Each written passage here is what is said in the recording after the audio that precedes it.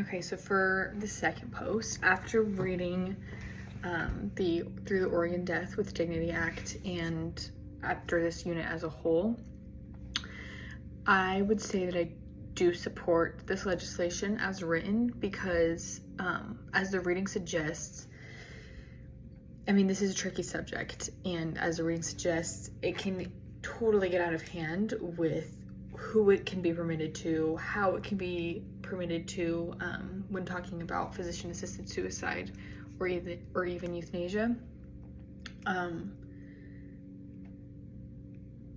So it can get kind of tricky and out of hand, but I think as when it said in the reading, it talked about how the rules, or people in the reading were talking about how the rules should be more strict, including who could get it and why.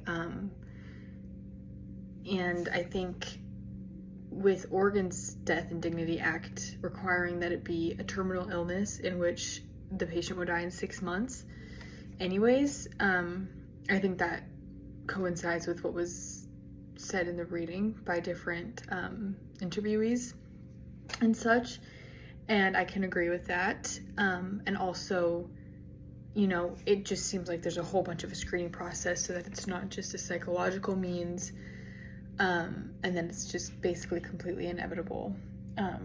So that's kind of what it seems to me. And then,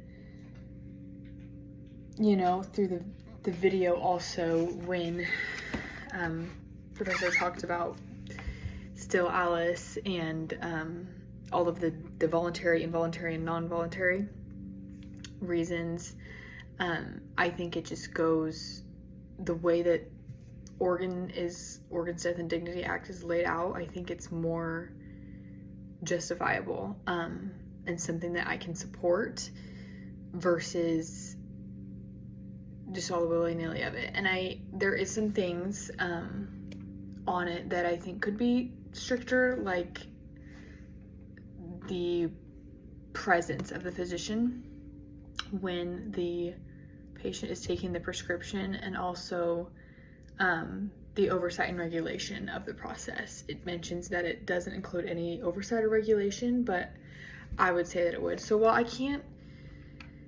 mean, there are some things that I could see myself not supporting, I think as a whole, it is something that I can support due to these reasons that I've given. But like I said, it is a very heavy topic that can't just be, you know, taken very lightheartedly. And I think in any case,